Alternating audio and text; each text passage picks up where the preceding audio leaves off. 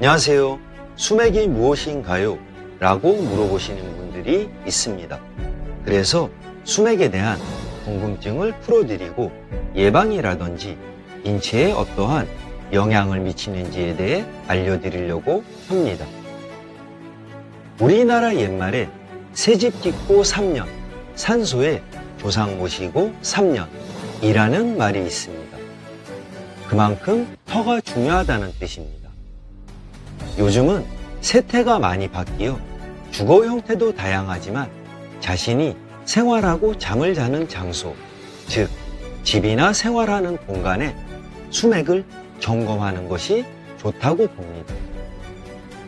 조상의 산소도 풍수 지리상 명당 자리도 중요하지만 수맥을 점검하고 조치하는 것도 그 못지않게 중요하다고 봅니다.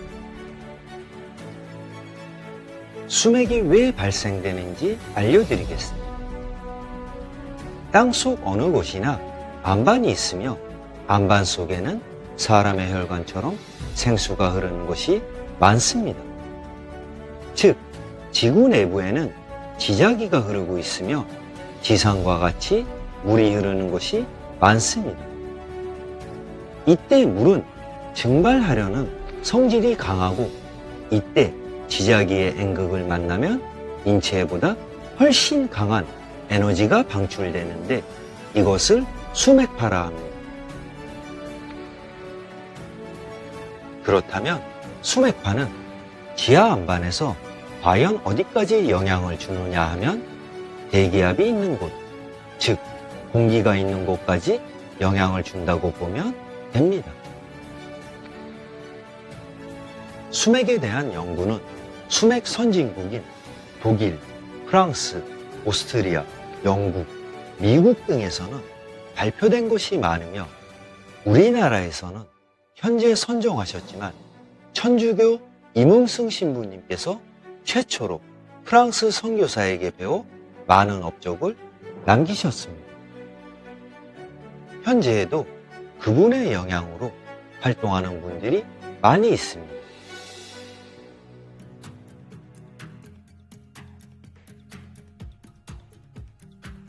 우리나라에서는 수맥 방지를 위해 동판이나 알루미늄판, 기타 호일판이라든지 돌침대, 여러 가지 기구를 사용하고 있으나 과연 이런 방법들이 안전한지에 대해서는 생각해 볼 필요가 있습니다. 수맥파는 에너지의 세기가 사람보다 훨씬 강하기에 수맥에 노출되면 인체의 에너지가 점차적으로 고갈되어 체질의 약한 부위부터 건강을 잃게 됩니다.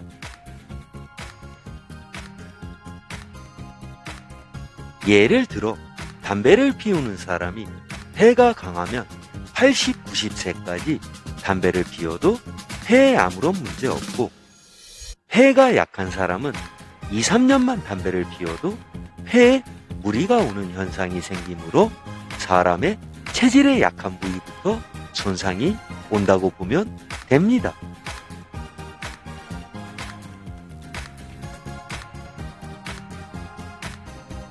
세계 많은 수맥 연구가들이 수맥에서는 전자파가 발생하여 극저주파의 형태로 진행되며 혈액순환에 장애를 주고 DNA의 합성까지도 영향을 준다고 합니다.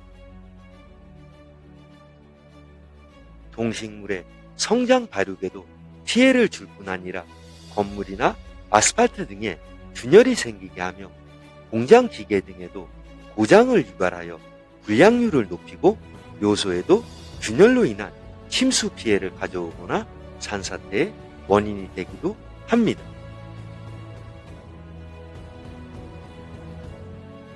특히 면역력이 약한 사람들은 수맥에 노출되면 각종 질병이나 암의 원인이 된다고 전문가들은 이야기를 합니다. 게다가 수맥 연구에 앞서왔던 국가들과 비교할 때 한국과 일본, 중국, 아시아 국가에서는 연구는 대단히 미흡한 편이며 특히 한국의 경우는 수맥에 관해서는 과학자들과 의사들이 무관심하며 수맥 관련 직종에 종사하는 사람들은 많으나 통일된 모습이 없어 안타깝기만 합니다. 우리보다 수맥 선진국인 독일에서는 가구를 하나 설치하더라도 반드시 수맥 전문가들의 점검을 받고 수맥을 피하여 가구를 설치한다고 합니다. 수맥 탐사 그리고 방지는 미신이 아니고 과학입니다. 따라서 의사나 과학자들이 관심을 가져야 한다고 봅니다. 결론적으로 이야기를 하면 수맥의 발생 원인과 피해 등에 관해서는 많은 연구 결과가 발표되었으나 가장 중요한 수맥의 방지에 관한 연구는 만족할 수 없는 수준입니다.